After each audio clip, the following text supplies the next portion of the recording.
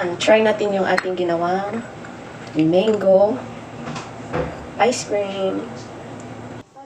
Tara, simulan na natin ang pag-process ng ating mango ice cream. O ayan, 1 scoop lang ng cassava powder or tapioca powder. O i-dilute lang natin ng 1 cup din ng cold water or tap water. O ayan, simulan na natin ang ating pag-dilute.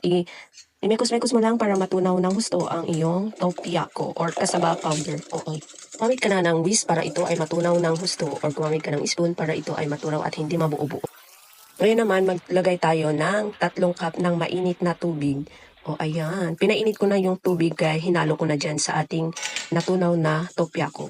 Gamitin mo na yung super lakas mo para ito ay matunaw. O sa nakikita nyo, o ayan, nagiging sticky na siya. O ayan, gamitin mo na yung super power mo para ito ay mamix ng husto. Ginagawa ko is lahat is manual. Wala yung ating electric mixer kaya hindi ako